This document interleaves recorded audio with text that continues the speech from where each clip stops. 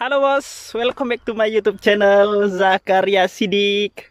Nah, aku sekarang udah di kebun lagi nih teman-teman. Kebetulan sekarang aku baru selesai makan siang ya. Tapi masih ada waktu sedikit waktu luang untuk bikin video. Nah, kebetulan aku udah di kebun lagi nih. Nah, kalau teman-teman yang udah nonton video aku yang tentang rahasia kesuburan tanah di Jepang ya, rahasia kesuburan pertanian Jepang, kan aku bikin video di sini juga nih kan, yang ada traktor ngerotari itu. Nah, itu gubuknya itu. Sekarang udah kubisnya udah besar. Oh ya, di video ini aku mau ngasih tunjuk ke teman-teman, ada sebuah sesuatu yang harus aku tunjukkan. Nanti kalian tebak ya. Nah, teman-teman, aku udah sampai ke tempatnya ini. Coba mau aku kasih tunjuk ya, mau aku putar pakai kamera belakang. Nanti teman-teman tebak ini apa. Nah, ini dia teman-teman. Coba teman-teman tebak kira-kira ini kenapa teman-teman seladanya. Ayo. Yang tahu coret-coret di kolom komen ya. Kita main tebak-tebakan dulu ya. Aduh. Nih, ini selada head cropnya loh teman-teman. Bisa teman-teman lihat. Ini tadi dibabat habis, babat bubat ya, kok enggak ya. Nih. Coba teman-teman yang mau nebak silahkan tebak kira-kira ini kenapa kok dicabut. Ayo, ini satu kebun dicabut semua ini teman-teman. Yo, jadi tadi nyabutnya manual. Aduh, nih akarnya masih kelihatan kan, nih satu pohon. Ayo ditebak kira-kira kenapa ini kok dicabut. Ini semuanya dicabut ini teman-teman, satu ladang dicabut semua. Ayo tebak. Oke ya, oke lah, tak jelasin lah. Gimana yang udah nebak? Terus tebakannya apa? Dibiarkan ya yang udah komen, udah nebak, biarkan ya. Nah, ini penjelasan dari aku. Jadi teman-teman, seladanya ini dicabut gara-gara parah. Ya bukan karena pasarnya ya, bukan karena pasarnya, tapi ini busuk teman-teman. Busuknya kenapa? Nah, inilah salah satu dampak negatif penggunaan pupuk kimia yang tinggi ya teman-teman. Salah satu dampak negatif penggunaan pupuk kimia yang tinggi di pertanian Jepang ya kayak gini teman-teman. Nah, ini sayurnya bisa dijabut kayak gini. Banyak juga teman-teman di Indonesia itu yang komen di video saya ya sebelum-sebelumnya bahwa penggunaan pupuk kimia yang jumlah besar itu nggak baik. Sebenarnya itu benar banget. Tapi kenapa kok di sini masih pakai? Karena bos saya ini adalah petani konvensional ya teman-teman. Dan sebenarnya pupuk kimia ini oke-oke aja gitu untuk di bidang pertanian. Kayak selada ini juga ini. Penyebabnya apa sih kok bisa sampai ini saya sebutkan sebagai dampak negatif dari pupuk kimia? Jadi gini teman-teman, ini seladanya umurnya sudah kelewat ya. Jadi karena umurnya kelewat, dia busuk. Kayak gitu teman-teman. Dalam penggunaan pupuk kimia dengan jumlah yang besar dalam sebuah budidaya tanaman, terutama tanaman jenis daun-daunan seperti ini, itu menyebabkan jaringan tanaman itu terbentuk sangat mudah gitu ya. Teksturnya itu tuh lembut gitu dan jaringan-jaringannya itu tuh mudah. Nah, kalau misalnya dia udah tua terus lambat untuk dipanen, jadinya akhirnya mudah busuk ya teman-teman. Coba ya aku puter ya, aku liatin yang bagian busuknya nih ya. Jadi bisa kita lihat ini teman-teman, sebenarnya ini seladanya ya bagus-bagus aja ya, cuma ini penyebabnya ini kalau kita penggunaan pupuk kimia yang tinggi, ini dia umurnya sudah lewat. Terus ini selada itu kan daunnya sangat tipis gitu ya, tipis dan renyah. Jadi kalau misalnya sudah kering kena matahari seperti ini, nah ini kering terus kemudian kena air, jadinya busuk teman-teman kayak gini. Nah, karena sekarang kondisi cuacanya kalau malam dingin, kalau siang panas, jadi kayak gini. Pada saat siang ini ya terbakar ya, karena jaringannya mudah terus tipis. Terus pada saat malam kena suhu rendah, dia jadi busuk kayak gini teman-teman. Nah, ini mana ya, bisa kelihatan nggak teman-teman? Kelihatan nggak? Nah, ini ya, Ini kalau udah busuk kayak gini sedikit aja kayak gini nih teman-teman, udah nggak laku kalau di Jepang teman-teman. Ini udah nggak bisa, ini udah nggak layak dijual ini. Semuanya kayak gini ya kasusnya ini. Ini kayak ini juga nih. Ini kalau kelihatannya bagus, tapi kalau kita cari dalamnya bosok. Ini bagus ya. Coba kita cari di sebelah sini. Ini karena udah kelewat umur. Nah, nih kan. Kering teman-teman. Ini kalau dicari lagi nih sampai dalam teman-teman. Ada. Tuh. Nah, ini semuanya ya satu kebun kayak gini. Jadi sangat bagus sekali. Nah, ini ada lagi nih ya. Mana? Aduh, mana? Nah, nih. Ini ada lagi ya. Nah, kayak gini teman-teman. Ini kalau udah kayak gini nih nggak laku di sini. Padahal masih bagus ya, bentuknya masih bagus. Kalau di Indonesia ini masih bisa dipilihin ini untuk ngelalap ini. Ini juga ini sayang sekali ya. Ini satu kebun loh teman-teman. Jadi di Indonesia yang sudah menerapkan pertanian semi organik dan pertanian organik itu sangat bagus sekali ya. Itu sangat bersahabat dengan media tanamnya, terus lingkungan, terus produknya juga bagus ya. Sebenarnya penggunaan pupuk kimia itu oke-oke saja, tapi dalam jumlah yang standar lah ya, sesuai anjuran kayak gitu ya teman-teman. Karena pupuk kimia kan didesain memang untuk tanaman ya. Dia itu didesain yang dapat langsung diserap oleh tanaman untuk mencukupi kekurangan nutrisinya tanaman itu. Kalau misalnya dalam jumlah besar ya menyebabkan kayak gini teman-teman, jaringannya mudah, akhirnya mudah busuk kayak gitu ya. Ini kalau kasus pada sayuran ya, daun-daunan. Kalau kayak buah-buah, tomat, terong itu sih kayaknya nggak terlalu ya. Tapi bos aku kalau kayak cabai gitu tuh tetap pakai pupuk organik juga ya. Tapi pupuk organik buatan ya, yang udah di pabrik, dari pabrik. Nih tuh kayak gini, busuk ya. Ini busuk basah ini teman-teman. Ini kalau siang kering, kalau misalnya kena suhu rendah ini blenyek. Ini kayak gini, sayang banget ya. Padahal ini teman-teman kalau tahu yang udah nonton video saya tentang pemasangan mulsa ya, yang di musim panas itu pakai traktor roda 4, di sini saya bikin videonya. Itu modal mulsanya aja udah berapa ya teman-teman. Teman-teman tahu sendiri ya, mulsa itu mahal. Terus tenaga kerjanya kayak kami kan. Ini seluas-luas ini habis dicabut semuanya. Tenaga mulsanya, pupuknya, tenaga kerjanya, mesinnya, minyaknya, udah habis berapa nih teman-teman. Ya kayak gini, di Jepang juga kadang ada saatnya sayur nggak laku juga teman-teman.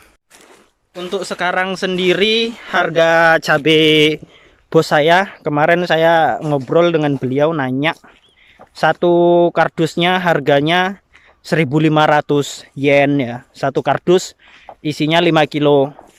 Kalau yang ukuran 10 kilo beda pasar, itu pasar Seiko itu harganya cabai 2.000. Kalau sekarang kubis harganya lagi 800. Kadang-kadang kalau pas mahal ya, kubis itu bisa sampai 1.300, itu udah mahal.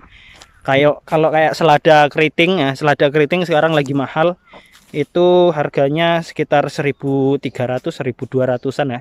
1.000-an. Kalau pas lagi murah kadang-kadang 700, 600 kayak gitu. Oke, aku mau ngasih tunjuk ini juga nih, daun bawang di sini nih, bagus-bagus loh teman-teman.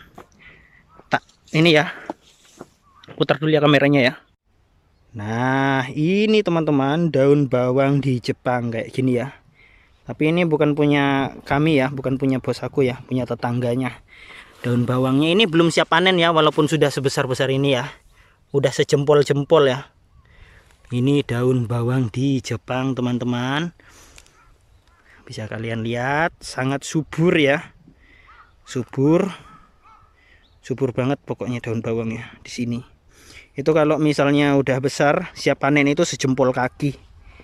Nah, kalau selada yang bagus itu kayak ini teman-teman, tadi kami panen di daerah sini.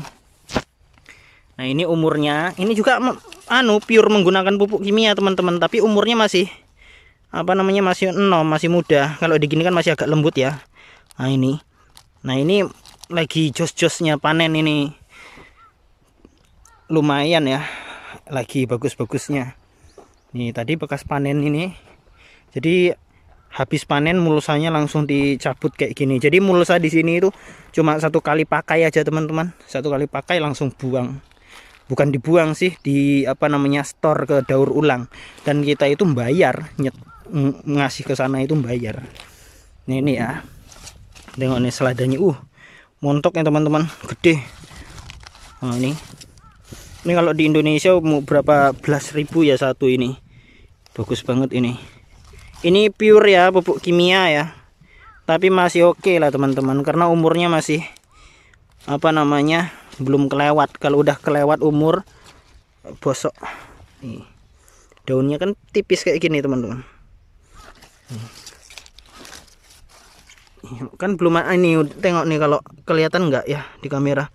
Ini udah mulai mau ada apa namanya, mau kering kayak gitu. Nah ini kalau misalnya ketuaan kering kayak gini, terus malamnya kena suhu rendah, terus kena simok itu tuh embun yang menjadi es ya, itu langsung jadi busuk besoknya teman-teman. Wis, kalau udah busuk ya wis tekor ya.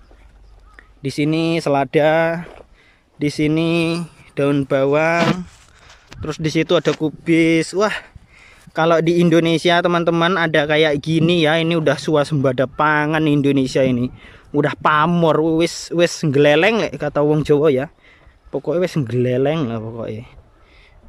Ada daun bawang segede gini wis geleleng Indonesia, wis diliput televisi internasional paling.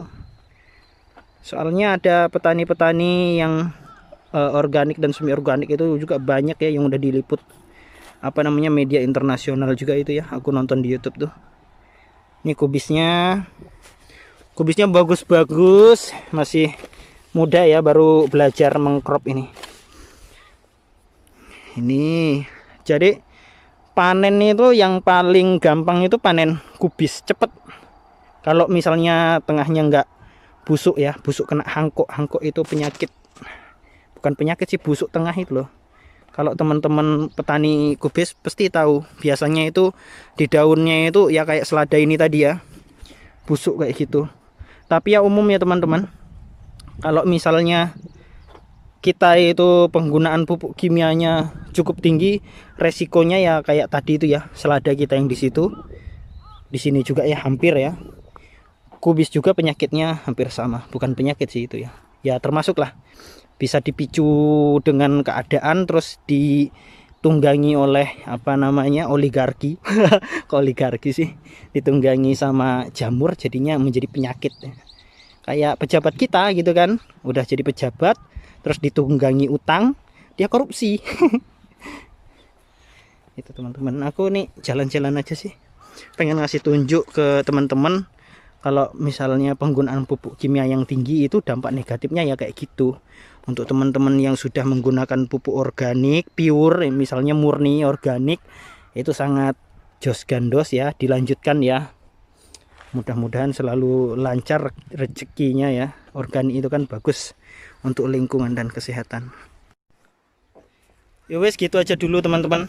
Aku apa namanya, pengen sharing-sharing ke teman-teman, ngasih gambaran-gambaran di Jepang ini gimana pertaniannya. Ya kayak gini ya. Kubisnya subur walaupun penggunaan pupuk kimia tinggi. Terus ladanya di sana ada yang dibuang. Yang di sebelah situ bagus. Negi daun bawangnya ya bagus. Ini lambang saya ini, Zakaria Sidik. Topiku ini topi jerami dikasih bosku. Nah, kayak gitu. Ini ada brokoli juraganku juga, yang apa, juragan wedok, mbak wedok nanam brokoli juga ini untuk di sayur sendiri. Kayak gitu teman-teman. Kalau misalnya teman-teman petani Indonesia yang suka nanam kubis, apa namanya, sering ada akar gada, boleh coba-coba dikasih akarisida ya. Kemungkinan itu apa namanya, disebabkan dengan nematoda ya. Bolehlah dicoba-coba ya. Karena nggak mesti itu tuh kena jamur ya. Ya iya bisa jadi kena jamur atau bakteri, tapi ada kemungkinan juga nematoda. Karena di Indonesia itu kan seringnya kan udah tanam, misalnya tanam kubis ya tanam kubis lagi, nggak dikasih apa namanya akarisida, itu nggak ditebar gitu kan. Jadi cuma nanam udah selesai diolah tanam lagi. Nah itu tanpa ada pengendal apa namanya ngasih racun, jadinya dia bisa berkembang biak ya nematodanya. Di Indonesia itu tanahnya subur, iklimnya bagus, tapi subur dan makmurnya itu tuh membawa bencana juga untuk kita. Di antaranya yaitu ledakan hama selalu meledak ya. Contohnya kayak wereng ya, wereng coklat, wereng hitam. Wereng coklat ya. Wereng di padi itu walah udah apa namanya? Udah mutasi gennya udah banyak, itu udah kebal dengan apa namanya pestisida. Lagi mana wereng nggak banyak barang anu apa? Nanam padi setahun 3 kali. Makanannya akeh lah. Di Jepang nanam padi cuma sekali dalam setahun, jadinya yo aman ya kayak gitu teman-teman. Kadang-kadang sesuatu kekayaan alam kita itu bisa membawa bencana juga ya. Tuan rumah jadi kuli di negeri sendiri, keluar juga jadi kuli aku ini kan. Wis nggak apa-apa lah ya kayak gitu ya teman-teman. Sharing-sharing untuk kali ini. Aku mau pulang dulu. Ini jam berapa ya? Coba nengok jam dulu. Jam berapa? Oh nggak bisa kelihatan. Ya udah ya, tak tutup ya sampai di sini. Assalamualaikum warahmatullahi wabarakatuh.